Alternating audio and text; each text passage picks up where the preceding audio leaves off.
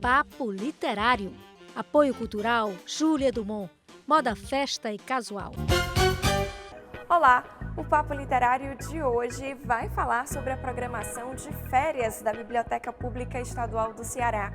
Tem também entrevistas com escritores cearenses sobre poemas e contos.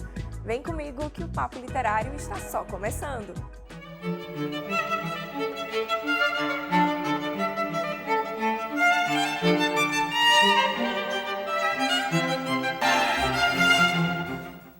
O Férias na Bessa está com a programação bem diversificada para todas as idades. E para falar sobre esse assunto, eu vou conversar com a Suzete Nunes, ela que é superintendente da Biblioteca Estadual do Ceará. Bem-vinda ao Papo Literário, Suzete. Olá, Soraya. Obrigada pelo espaço, antes de tudo.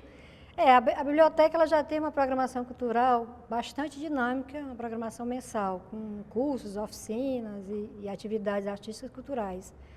Mas nas férias a gente incrementa, né, considerando aí as férias escolares, então a gente está aí com uma programação bem bacana.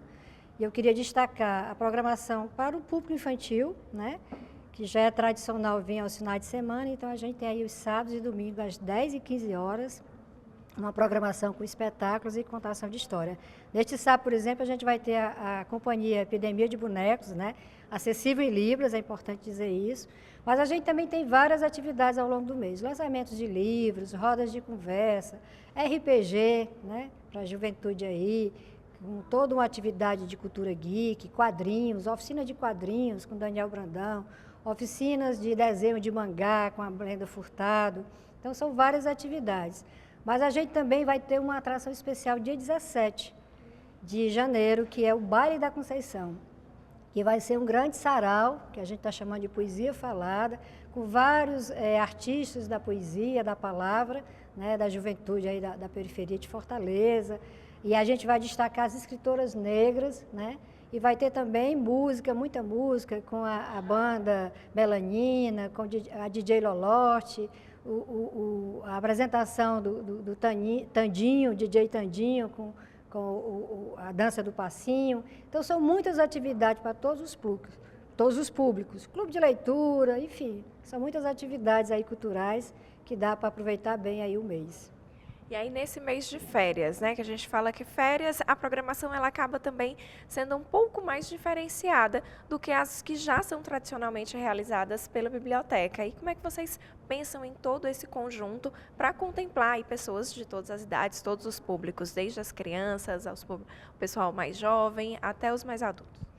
A gente tem uma programação que já é diversificada, que já naturalmente atende a todos os públicos, e a gente tenta potencializar aquele público, né, que nas férias aproveita. Por exemplo, tem um serviço que é fundamental na biblioteca, que é o empréstimo de livro. Então, as pessoas têm mais tempo para ler. Então, a gente recomenda, inclusive, a leitura, né? Vem aqui no nosso acervo, é super simples de você acessar o acervo, faz um cadastro, pega 2 livros emprestados por vez, pode renovar. Então, isso já é uma coisa que a gente incentiva no período de férias. E a gente também faz atividades fora, né, da biblioteca. Por exemplo, o Baile da Conceição vai ser no pátio externo da biblioteca para, né, atrair um público diferenciado e maior também, né? E usa todos os horários, sobretudo não só no final de semana, que é onde a gente costuma mais ter atividade, nos meses normais, mas a gente também usa na semana. A gente vai ter mediações de leituras, atividades lúdicas do setor infantil ao longo da semana, porque a gente sabe que o fluxo é todos os dias aqui na biblioteca, de terça a domingo, né? No período de férias. Inclusive público de outros estados, é muito comum esse público turístico que está aqui de passeio em Fortaleza, conhecer a biblioteca, é um equipamento muito atraente, muito confortável, né? E aí as visitas guiadas, visitas mediadas também, vira também uma atração a mais na biblioteca. Suzete, como que as pessoas fazem para participar dessa programação? É totalmente gratuita? Totalmente gratuito, é só chegar na biblioteca. A única coisa que a gente exige um pouquinho mais de trabalho é o cadastro, se você não tiver cadastro, para pegar livro emprestado. Mas todas as atividades, sejam elas clubes de leitura, espetáculos, contações de histórias, saraus, rodas de conversa, você chega, entra e participa. Não tem isso. Só tem inscrição nas oficinas, porque aí tem um público limitado, né? As oficinas que nós temos de férias agora, a pessoa entra lá na nossa rede social, faz a inscrição, se ainda tiver vaga, e participa. Fora isso, o resto é tudo gratuito. E aí, já que você já começou falando das oficinas, né? Seria uma outra pergunta. Como que estão sendo essas oficinas? Quais dias, horários, o que são essas oficinas e como que as pessoas também podem fazer para participar? Tem que fazer inscrição antes aqui mesmo na ABS ou nas redes sociais, no próprio site? É online, você faz a inscrição da sua casa. Você entra no nosso site ou no nosso Instagram, né? Verifica quais são as atividades, lá vai ter as atividades mensais e os destaques da semana. Você verifica se o período de inscrição está aberto, vai lá, clica no link e faz a inscriçãozinha lá no formuláriozinho online mesmo. Aí você recebe um e-mail confirmando se a sua inscrição deu certo. Porque às vezes tem a limitação de vagas, por exemplo, 30, 40 pessoas é a média de uma oficina de desenho. Então a gente tem essa limitação. E lá tem todos os dados, a idade mínima para participar, né? A gente nas férias opta pelas essas atividades de formação mais curtas, mais rápidas e que pegam um público de juventude, de infância, porque é o público aproveitando as férias escolares. Mas a gente tem uma programação de formação bem diversificada para todos os tipos de público, um público mais adulto, voltado mais para o campo do livro da leitura, então, né, da literatura, então é bem diversificado. Suzete, como é que as pessoas fazem para vir na ABS? Horário de funcionamento, a localização, né, é bem central, eu digo assim, o ponto de referência é o Dragão do Mar. Não tem erro, é vizinho ao Dragão aqui no iníciozinho da Leste-Oeste, mas aqui funciona de terça a sexta para o público, de 9 da manhã até as 20. E a gente funciona sábado e domingo, de 9 às 17. Então, assim, a semana toda tem opção. Obrigada pelas suas informações e dicas, né, aqui para quem está acompanhando a gente, para vir conhecer um pouco da ABS e participar de todas essas atividades e programação especial do Férias na ABS. Após o intervalo, tem entrevista com a escritora cearense Iris Cavalcante, que lançou recentemente aqui na ABS o livro de poemas Estrangeira na Casa que Habito. É já já! Papo Literário. Apoio Cultural Júlia Dumont. Moda, festa e casual. Papo Literário. Apoio Cultural Júlia Dumont. Moda, festa e casual. Voltamos a apresentar o Papo Literário aqui do setor de atualidades da Biblioteca Pública Estadual do Ceará. E foi lançado recentemente, aqui mesmo na ABS, o mais novo livro da escritora cearense premiada Iris Cavalcante.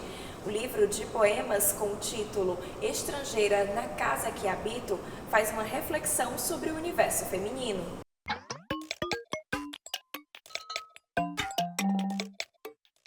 E eu já estou aqui com ela, Iris Cavalcante, escritora, que nos contempla, né, com mais um livro dos seus, agora poemas inspirados em nós mulheres, falando sobre esse feminino, né? Isso, então temos aqui já A Estrangeira na Casa que Habito, esse livro que foi lançado aqui mesmo na Biblioteca Pública Estadual do Ceará nesta semana. Bem-vinda ao Papo Literário, Iris.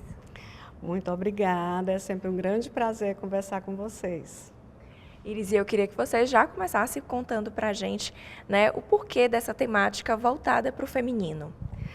Então, primeiro, vou te dizer que esse livro trata-se de um projeto aprovado no edital das artes da Secutifor, né, desenvolvido com recursos da Lei Paulo Gustavo, né, uma política pública que nos permite, né, a nós, artistas, escritores e várias linguagens de artes, produzirmos o nosso trabalho com a qualidade que precisamos, né?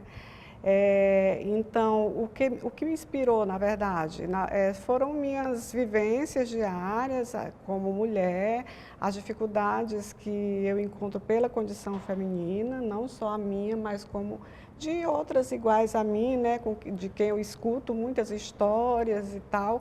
E esse livro, ele nasceu, na verdade, no período pré-pandêmico, né? Por volta de 2018, 2019, onde eu estava imersa num problema pessoal muito grave, né? E não tem nada mais transformador, né, do que a gente utilizar a literatura como essa força de reconstrução, como essa força de ver a coisa por outra perspectiva, né? Aquele sofrimento que inevitavelmente acontece nesses momentos de gravidade, de natureza pessoal, a gente pode ironizar, a gente pode fabular, né? E dessa forma reconstruir e contar a história. Então, tem muito da Iris presente no livro, das suas vivências, experiências. A gente fala, você estava falando da questão da pandemia. Eu acho que a pandemia ela veio aí para fazer uma autoavaliação mesmo de quem nós mulheres somos, do nosso papel. Porque às vezes a gente diz assim, tudo fica muito para a mulher fazer, né, a sobrecarga. E além disso, tem a questão da própria violência que a gente sofre. Na verdade, essa questão, né, da desigualdade de gênero é uma questão muito oportuna de ser falada, né? Quanto mais nós temos consciência de gênero, mais nós sentimos o quanto algumas vezes nós somos tratadas de forma diferenciada, né? Como os espaços são menos acessíveis para nós, então é importante que a gente tenha essa consciência de ocupar todo espaço que nos apresentado, espaço de poder, seja na política, seja na literatura, seja na sua casa, no seu trabalho, seja de qualquer forma for. Mas é importante que a gente se aproprie dessa voz que é nossa, né? Que é muito pessoal nossa, porque somos nós que conhecemos a nossa história e a gente faça alguma coisa de forma a contribuir para uma consciência de mundo melhor e mais igualitário, com mais justiça social e de gênero também. Iris, e quem é a estrangeira presente nesse livro? Pode ser eu, pode ser você, pode ser muita de nós. Uma das características desse livro é que eu tive um tempo livre, bastante tempo livre na pandemia, eu pude fazer experimentos, né? E um desses experimentos foi testar o texto desvirgulado, né? Então, eu fiz esse livro sem vírgula, esses poemas não têm vírgulas, mas eu testei o texto em voz alta, eu senti o ritmo, eu senti o prolongamento, né, da pulsação daqueles poemas que eu estava produzindo, e é importante também lembrar que ele já passou por um edital. Então, se ele passou por um edital e foi aprovado, ele foi avaliado o mérito literário, foi avaliado a adequação, né, a viabilidade. Então, me dá uma certa tranquilidade de trazer, né, esse experimento literário poético para vocês. Olha, Iris, e qual a possibilidade desse livro ele também participar de prêmios? Afinal, você é uma escritora premiada, já foi finalista do Jabuti, já tem aí algum caminho para ele, já tem algum projeto? Na verdade, a questão dos prêmios é uma oportunidade que qualquer uma de nós, qualquer escritor, qualquer escritora tem que usar essa possibilidade, porque está aí, os prêmios estão aí. Durante o ano são abertos os editais de premiação de vários tipos, né? Então é importante que, se você tenha ou o livro publicado ou o original ainda não publicado, que estejamos atentos a essas oportunidades, porque são essas oportunidades que fazem a diferença. Assim como um edital dessa natureza, que eu fui contemplada, está fazendo a diferença, porque me permitiu trabalhar com muito mais qualidade nesse projeto literário, me permitiu alcançar mais pessoas, né, alcançar mais a imprensa, porque teve uma divulgação. Então, tudo o que contribui para que esse livro alcance o que ele precisar alcançar é muito importante. Então, a gente tem que ficar de olho, sim, né, em qualquer tipo de premiação, em qualquer tipo de oportunidade de agarrar mesmo. E voltando para a escrita sem a vírgula, como é que foi essa experiência para você? Né? Porque a gente tem muito aquela coisa de, tá faltando uma vírgula, tá faltando um ponto, tá faltando um acento, e aí parece que tá fazendo um texto, mas está faltando alguma coisa. Para mim, me deu a segurança de mandar para o edital, né, essa proposta para o edital. Uma vez aprovado lá por uma banca, né, então me deu até uma segurança a mais. Mas outra vez, agora chega a vez de chegar ao público, né, que ainda eu vou saber como é que o público recebe e tenho isso com muita tranquilidade, porque pode agradar um, pode não agradar outro. Pode ter uma crítica feliz, pode ter uma crítica que não. Entendo isso de forma muito tranquila, né? O importante é que foi feito, a obra está feita, está lançada ao mundo e eu estou aberta para ouvir as críticas, porque crítica é crescimento, né? Então, também eu vejo como uma coisa muito subjetiva a leitura, né? A leitura para você vai soar de uma forma, a leitura para outra pessoa vai soar de uma forma, até a entonação dada é diferente. Tem um exercício agora que são pessoas amigas, mulheres amigas minhas, mulheres incríveis, declamando alguns poemas para a gente lançar nas redes. E aí foi realmente uma surpresa, quando eu vi o poema sendo falado, declamado por outra pessoa, a pessoa deu a sua própria entonação. E a literatura, a poesia permite isso, né? Que as pessoas se apropriem e tenham a sua própria vivência com aquela peça de arte. Exatamente. Iris, e agora, né, onde é que as pessoas podem adquirir o seu livro? Aqui na BESE, por exemplo, vai estar disponível para os leitores e onde mais? Vai estar disponível aqui na BESE, está disponível para venda na Loja Pimentar, que fica na Avenida Virgílio Távora 300, já está lá disponível para venda, está disponível para venda comigo, @Iris_Cavalli, né, a forma de me acessar via redes sociais. E como o lançamento foi muito recente, a gente ainda está na questão de entrar em contato com as livrarias, ver como é que deixa o livro, enfim. Aí, em breve, quando eu tiver mais lugares, mais pontos de venda, eu venho nas redes sociais e informo. E comprem, por favor. E antes de encerrar, né, queria que você contasse essa questão mesmo, até uma curiosidade minha, né, porque tem um trechinho no livro que ele diz assim, de 2019 a 2024 foi feita a seleção dos poemas que iriam fazer parte aqui no Estrangeira, na Casa que Habito. Como é que você conseguiu aí selecionar? Porque os textos são maravilhosos, afinal de contas a gente está falando de realidades de vida e as pessoas gostam muito de se ver nessa história, mesmo que a história às vezes não seja a sua história de vida, mas se identifica. É tão importante essa possibilidade que a literatura proporciona das pessoas se reconhecerem, né? Reconhecer que aquela dor não é só sua, né? Ver que aquela dor é de outra pessoa. E quando eu falo em dor, que as pessoas, tá falando muito em dor, sofrimento, né? Cada um sabe da sua dor, então vamos ter muito cuidado quando julgar a dor e o sofrimento de cada pessoa, porque é uma coisa muito individual. Vamos respeitar com empatia o processo individual de cada um, mas com relação à seleção dos poemas, não é isso? Então, como eu te disse, eu comecei a escrever por volta de 2018, aí veio 2019, aí veio a pandemia que potencializou a escrita, porque tinha tempo de sobra, né? E a gente tinha exatamente que ter instrumentos para atravessar. E o meu instrumento para atravessar, o meu aliado, minha parceira de vida, é a literatura, é a produção literária que eu tenho. Então, eles teve aí bastante tempo, né? Então, foram escritos, foram reescritos, foram selecionados, depois foram eliminados, foram riscados. Eu acho que eu consegui manter os que mais, né, a partir do meu ponto de vista, os que mais poderiam causar uma reação positiva, uma reflexão. Então, e como eu digo lá na última página, esse livro foi escrito entre 2018 e 2024, porque em 2024 eu ainda estava fazendo ajustes, né, correções, etc. e tal.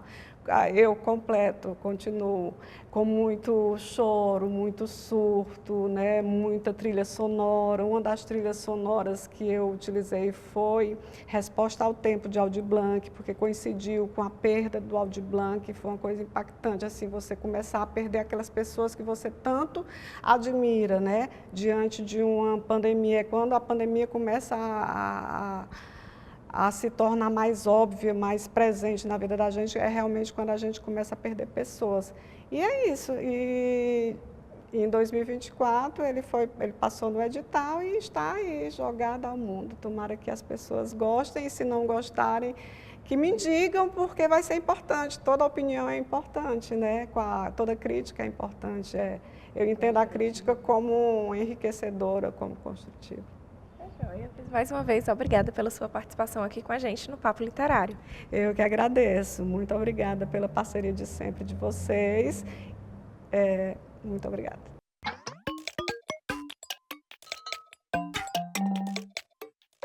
A seguir, vamos falar sobre ditadura militar com o livro Memórias de um Psiquiatra Brasileiro no Exílio. Eu volto já já.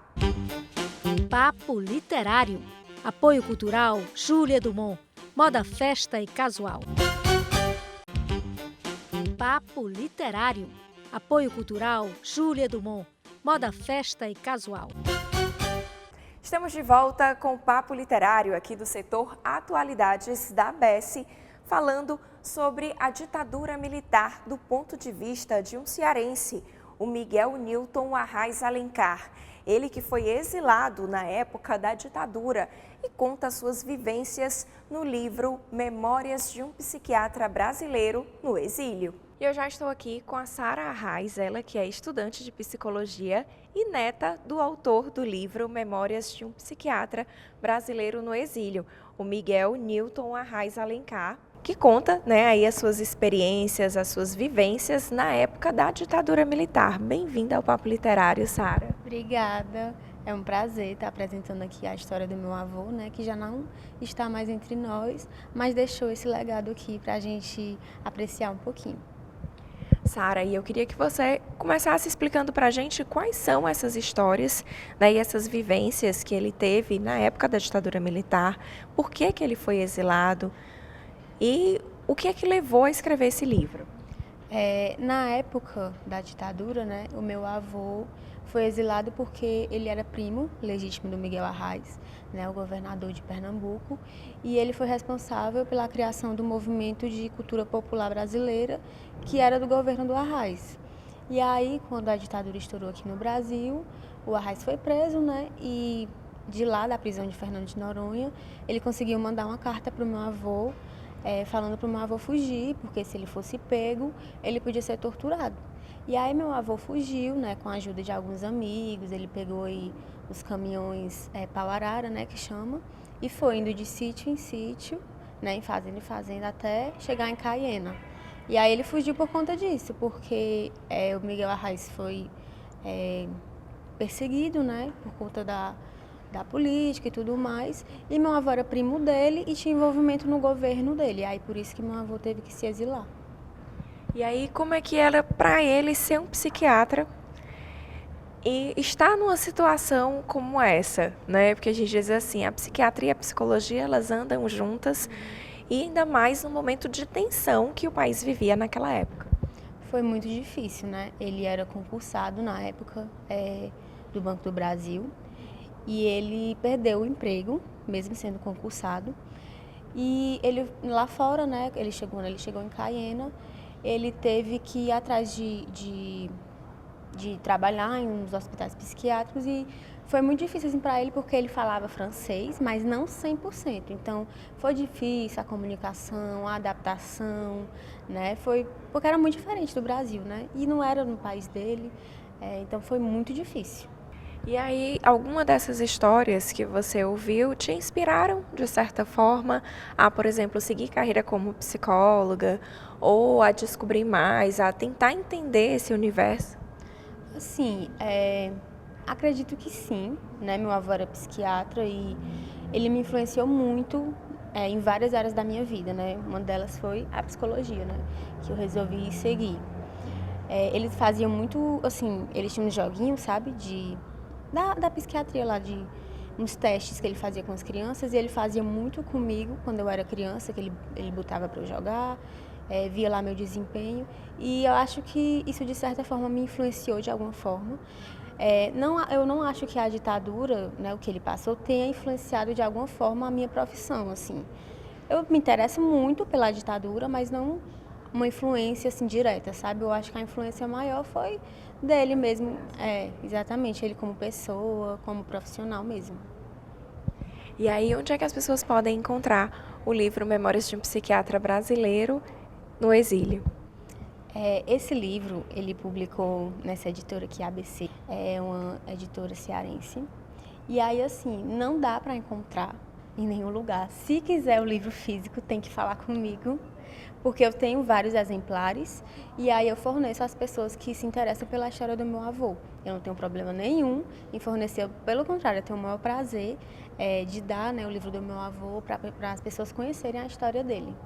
E quais essas outras experiências, por exemplo, ele também relata não só a questão de ser perseguido na ditadura, mas a questão mesmo de cultura desses países, desses locais por onde ele passou. Ele conheceu muitas pessoas, assim, ele conta no livro a história de algumas pessoas que ele conheceu, né, durante esse período. Ele conta a história de um rapaz que a esposa dele foi embarcar no avião para encontrar ele lá em Cayena e não conseguiu, a polícia tirou a esposa do avião. Ele conta a história também de uma paciente que ele recebeu lá no hospital, que essa paciente inclusive ajudou ele numa tradução, né, para o francês. E ele conta essas histórias, assim, essas vivências que ele teve lá. E nesta semana foi comemorado o Dia do Fotógrafo. E para celebrar a data, a gente alinhou a literatura com a fotografia, com 2 dicas para vocês da Yara Filardi. São as obras Fronteiras Visíveis e A Infância de Joana. Fronteiras Visíveis é do escritor Carrascosa e apresenta 7 pares de contos inéditos entrelaçados de um par de cenas fotográficas que refletem o ciclo da vida. As imagens de Juliana Monteiro proporcionam uma narrativa literária explorando forças opostas como a luz e a sombra. Já no livro A Infância de Joana, da escritora Mariana Iannelli, oferece uma narrativa fragmentada que evoca o universo de descobertas e mistérios da infância. Foi ambientado nas décadas entre 1980 e 1990. Obrigada pela participação aqui no Papo Literário, Yara, e pelas dicas que parecem ser bem bacanas. E se você deseja se comunicar com a gente, anote aí o nosso e-mail: papoliterário@tvceara.ce.gov.br. O endereço é Rua Oswaldo Cruz, 1985, bairro Aldeota, Fortaleza, Ceará. CEP 60125048 e o telefone é DDD 85 3101 3125. E o Papo Literário de hoje fica por aqui. E se você quiser saber todos os detalhes de horários e dias da programação do Férias na BESE, basta acessar o site e as redes sociais da Biblioteca Pública Estadual do Ceará. E a gente volta a se encontrar no próximo sábado com mais informações do mundo das letras. Até mais!